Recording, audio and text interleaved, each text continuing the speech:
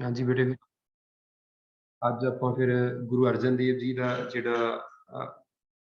ਜਿਹੜੀ ਕਵਿਤਾ ਆਪਣੀ ਤੂੰ ਮੇਰਾ ਪਿਤਾ ਤੂੰ ਹੈ ਮੇਰਾ ਮਾਤਾ ਇਹ ਪੜ੍ਹਦੇ ਹਾਂ। ਠੀਕ ਹੈ। ਗੁਰੂ ਅਰਜਨ ਦੇਵ ਜੀ ਸਿੱਖਾਂ ਦੇ 5ਵੇਂ ਗੁਰੂ ਹੋਏ ਹਨ।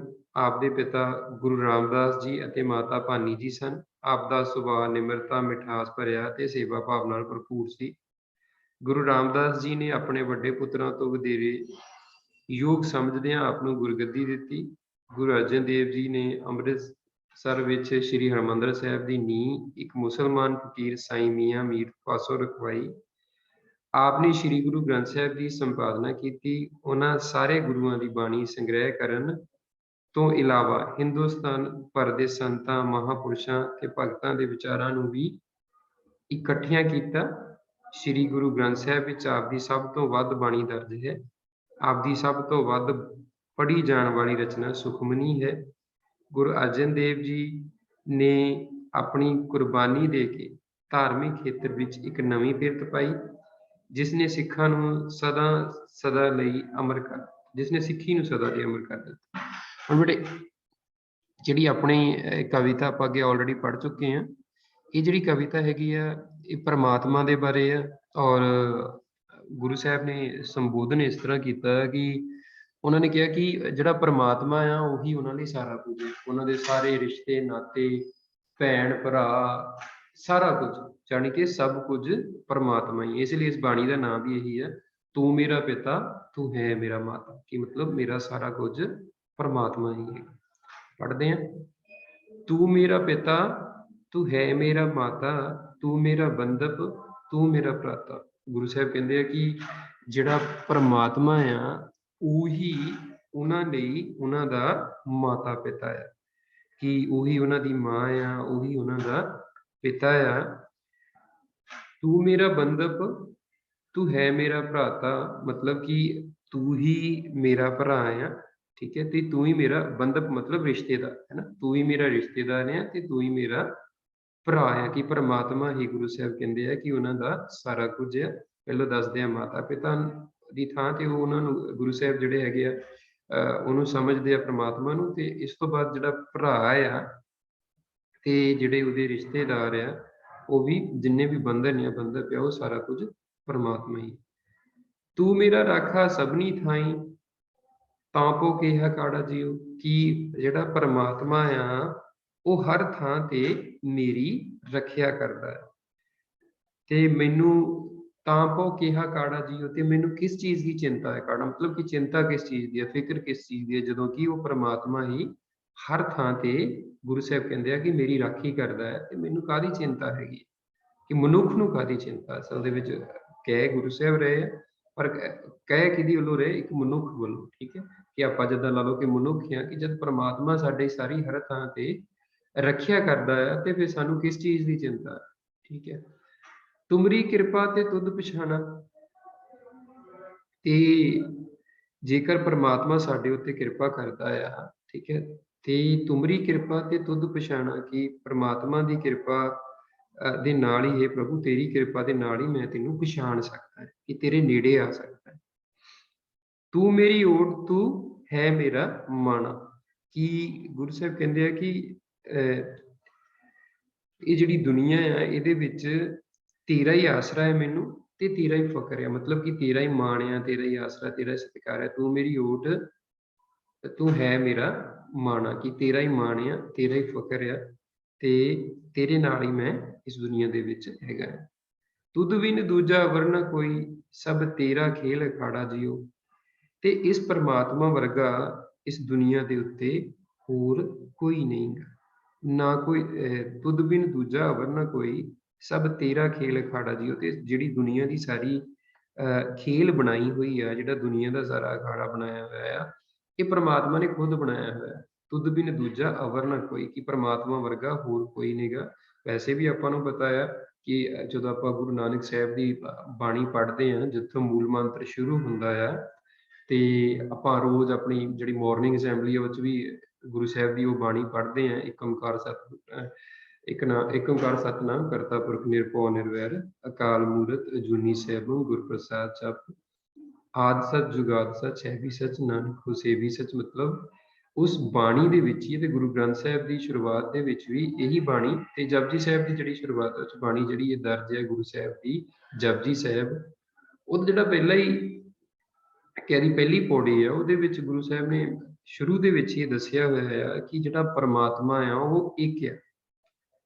ਤੇ ਜਦੋਂ ਆਪਾਂ ਗੁਰੂ ਗ੍ਰੰਥ ਸਾਹਿਬ ਦੀ ਬਾਣੀ ਪੜ੍ਹਦੇ ਆ ਤੇ ਉਹਦੇ ਵਿੱਚ ਜਿੰਨੀ ਬਾਣੀ ਆਪਾਂ ਪੜ੍ਹੀ ਜਾਂਦੇ ਆ, ਤੇ ਗੁਰੂ ਸਾਹਿਬ ਦੀ ਉਹ ਕਹਿ ਦਈਏ ਕਿ ਉਹ ਜਿਹੜੀ ਬਾਣੀ ਆ, ਜਿਹੜੀ ਗੁਰੂ ਨਾਨਕ ਸਾਹਿਬ ਨੇ ਸ਼ੁਰੂ 'ਚ ਸਾਨੂੰ ਪਹਿਲੀ ਪੌੜੀ ਦੇ ਵਿੱਚ ਦਿੱਤੀ ਹੋਈ ਆ, ਗੁਰੂ ਗ੍ਰੰਥ ਸਾਹਿਬ ਦੇ ਵਿੱਚ ਥਾਂ ਥਾਂ ਤੇ ਬਸ ਉਹਦੀ ਵਿਆਖਿਆ ਅੱਗੇ ਅਲੱਗ-ਅਲੱਗ ਢੰਗ ਦੇ ਨਾਲ ਹੋਈ ਜਾਂਦੀ। ਹੁਣ ਗੁਰੂ ਨਾਨਕ ਦੀ ਜਿਹੜੀ ਇਹ ਬਾਣੀ ਹੈ, ਜੇ ਆਪਾਂ ਉਹਨੂੰ ਬਿਲਕੁਲ ਗੁਰੂ ਅਰਜਨ ਦੇਵ ਜੀ ਦੀ ਬਾਣੀ ਜਿੱਥੇ ਹੈਗੀ ਆ, ਜਿਹੜੀ ਆਪਾਂ ਇਹ ਲਾਈਨ ਪੜ੍ਹਦੇ ਹਾਂ, ਤੁਧ ਬਿਨ ਦੂਜਾ ਅਵਰ ਨਾ ਕੋਈ, ਕਿ ਪਰਮਾਤਮਾ ਵਰਗਾ ਸਾਡੇ ਲਈ ਹੋਰ ਕੋਈ ਵੀ ਨਹੀਂਗਾ, ਨਾ ਪਰਮਾਤਮਾ ਵਰਗਾ ਕੋਈ ਹੋਰ ਹੈਗਾ ਹੀ, ਕਿ ਪਰਮਾਤਮਾ ਇੱਕ ਆ।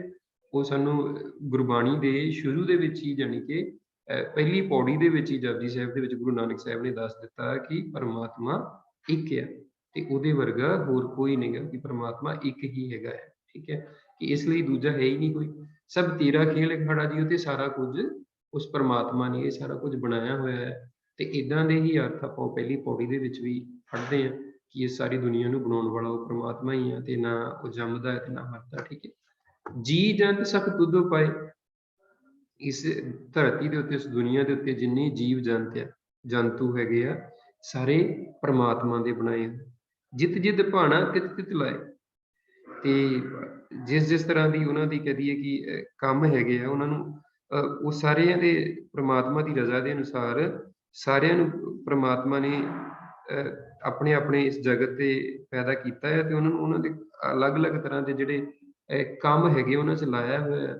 ਸਭ ਕੁਛ ਤੇਰਾ, ਸਭ ਕੁਛ ਕੀਤਾ ਤੇਰਾ ਹੋਵੇ, ਨਾ ਹੀ ਕਿਛ ਸਾਡਾ ਜੀਓ। ਤੇ ਉਹ ਜਿਹੜਾ ਪ੍ਰਮਾਤਮਾ ਆ, ਉਹਦੇ ਕੀਤਿਆਂ ਹੀ ਸਾਰਾ ਕੁਝ ਹੋ ਰਿਹਾ ਹੈ, ਤੇ ਸਾਡੇ ਕੀਤਿਆਂ ਕੁਝ ਨਹੀਂ ਹੋ ਸਕਦਾ।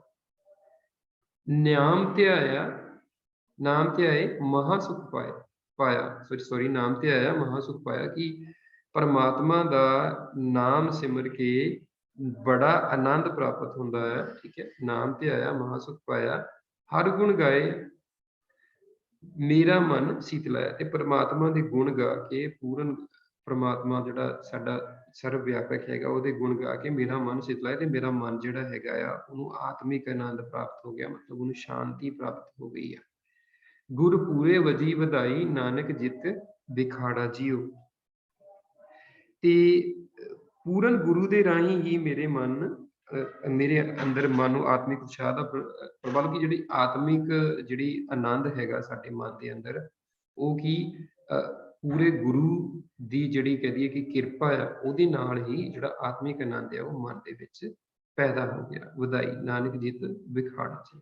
ਤੇ ਜਿਹੜਾ ਪੂਰਾ ਗੁਰੂ ਆ, ਤੇ ਸਾਰੇ ਜਿੱਦਾਂ ਲਾ ਲਓ ਕਿ ਹਰ ਤਰ੍ਹਾਂ ਦਾ, ਜਿੱਦਾਂ ਕਹਿ ਦਈਏ ਕਿ ਔਖਿਆਈ, ਹਰ ਤਰ੍ਹਾਂ ਦਾ ਘੋਲ, ਹਰ ਤਰ੍ਹਾਂ ਦਾ ਜਿਹੜਾ ਕਹਿ ਦਈਏ ਕਿ ਦੁੱਖ ਆ, ਉਹ ਪੂਰੇ ਗੁਰੂ ਦੀ ਕਿਰਪਾ ਦੇ ਨਾਲ ਕੀ ਆ, ਮਿਟ ਗਿਆ ਹੈ, ਖਤਮ ਹੋ ਗਿਆ ਹੈ। ਠੀਕ ਹੈ, ਇਸ ਲਈ ਗੁਰੂ ਨਾਨਕ ਸਾਹਿਬ ਗੁਰੂ ਅਰਜਨ ਦੇਵ ਜੀ ਇਸ ਬਾਣੀ ਦੇ ਵਿੱਚ ਪਰਮਾਤਮਾ ਦੀ ਵਡਿਆਈ ਕਰਦੇ ਆ, ਤੇ ਨਾਲ ਦੀ ਨਾਲ ਪਰਮਾਤਮਾ ਦੀਆਂ ਕਹਿ ਦਈਏ ਕਿ ਅਲੱਗ-ਅਲੱਗ ਤਰ੍ਹਾਂ ਪਰਮਾਤਮਾ ਦੀ ਉਹ ਵਿਆਖਿਆ ਕਰਦੇ ਆ ਕਿ ਕਿਸ ਤਰ੍ਹਾਂ ਕਿ ਜਿਹੜਾ ਪਰਮਾਤਮਾ ਉਹ ਸਾਰਾ ਕੁਝ ਹੀ ਹੈਗਾ ਜੀਵਾਂ ਦੇ ਲਈ। ਤੇ ਕਿਤੇ ਨਾ ਕਿਤੇ ਜਦੋਂ ਆਪਾਂ ਇਹਨਾਂ ਦੀ ਤੁਲਨਾ ਕਰਦੇ ਹਾਂ, ਵੈਸੇ ਇੱਕ ਗੱਲ ਦਾ ਤੁਸੀਂ ਖਿਆਲ ਰੱਖਣਾ ਕਿ ਜਿੰਨੀ ਵੀ ਬਾਣੀ ਗੁਰੂਆਂ ਦੁਆਰਾ ਲਿਖੀ ਗਈ ਹੈ, ਠੀਕ ਹੈ, ਉਹਦੇ ਵਿੱਚ ਹਰ ਥਾਂ ਤੇ, ਅੱਗੇ ਵੀ ਆਪਾਂ ਇਹਦੇ ਬਾਰੇ ਗੱਲ ਕਰ ਚੁੱਕੇ ਹਾਂ, ਕਿ ਗੁਰੂ ਨਾਨਕ ਦੇਵ ਜੀ ਦਾ ਹੀ ਨਾਮ ਹੋਣਾ, ਨਾਨਕ ਜਿਤ ਵਿਖਾੜਾ ਜੀਓ। ਜੇ ਤੁਹਾਨੂੰ ਪੇਪਰ ਦੇ ਵਿੱਚ ਕਿਤੇ ਆ ਜਾਂਦਾ ਇਹ ਸਤਰ ਦੇ ਕੇ ਇਦਾਂ ਦੀ ਕਿ ਇਹ ਗੁਰਬਾਣੀ ਜਾਂ ਇਹ ਬਾਣੀ ਕਿਸ ਗੁਰੂ ਦੁਆਰਾ ਲਿਖੀ ਗਈ ਹੈ, ਤੇ ਤੁਸੀਂ ਕਦੇ ਵੀ ਇਸ ਗੱਲ ਨੂੰ ਲੈ ਕੇ ਕਨਫਿਊਜ਼ ਨਹੀਂ ਹੋਣਾ ਕਿ ਇੱਥੇ ਗੁਰੂ ਨਾਨਕ ਦੇਵ ਜੀ ਦਾ ਨਾਮ ਦਿੱਤਾ ਤੇ ਇਹ ਬਾਣੀ ਗੁਰੂ ਨਾਨਕ ਦੇਵ ਜੀ ਦੁਆਰਾ ਲਿਖੀ ਗਈ। ਨਹੀਂ, ਇਹ ਬਾਣੀ ਗੁਰੂ ਅਰਜਨ ਦੇਵ ਜੀ ਦੁਆਰਾ ਲਿਖੀ ਗਈ ਹੈ, ਪਰ ਸਾਰੀ ਦੀ ਸਾਰੇ ਗੁਰੂ ਗ੍ਰੰਥ ਸਾਹਿਬ ਦੀ ਬਾਣੀ ਦੇ ਵਿੱਚ ਹਰ ਥਾਂ ਦੇ ਉੱਤੇ ਗੁਰੂ ਨਾਨਕ ਦੇਵ ਜੀ ਦਾ ਨਾਮ ਹੀ ਆਉਣਾ। ਠੀਕ ਹੈ, ਇਸ ਲਈ ਇਹ ਜਿਹੜੀ ਇੱਕ ਕਵਿਤਾ ਹੈਗੀ, ਇਹਨੂੰ ਆਪਾਂ ਚੰਗੀ ਤਰ੍ਹਾਂ ਤੁਸੀਂ ਇਹਨੂੰ ਪੜ੍ਹ ਲਿਓ। ਠੀਕ ਹੈ, ਇਹਦੇ ਪ੍ਰਸ਼ਨ ਉੱਤਰ ਵੀ ਆਪਾਂ ਦੇਖ ਲੈਂਦੇ ਹਾਂ, ਕਿਹੜੇ ਪ੍ਰਸ਼ਨ ਉੱਤਰ ਸੀਗੇ ਆਪਣੇ ਜਿਹੜੇ ਆਪਾਂ ਕੀਤੇ ਸੀ ਉਸ ਸਮੇਂ। ਠੀਕ ਹੈ, ਇਹਦਾ ਪਹਿਲਾ ਪ੍ਰਸ਼ਨ ਸੀ, ਤੂੰ ਮੇਰਾ ਪਿਤਾ ਤੂੰ ਹੈ ਮੇਰਾ ਮਾਤਾ ਦਾ ਕੇਂਦਰੀ ਭਾਵ ਲਿਖੋ। ਪਰਮਾਤਮਾ ਹੀ ਮਨੁੱਖ ਦਾ ਅਸਲੀ ਮਾਤਾ ਪਿਤਾ ਤੇ ਸਾਖ ਸੰਬੰਧੀ ਹੈ। ਉਸਨੇ ਸਾਰੇ ਜੀਵ ਪੈਦਾ ਕੀਤੇ ਹਨ ਤੇ ਧੰਦਿਆਂ ਵਿੱਚ ਲਾਏ ਹੋਏ।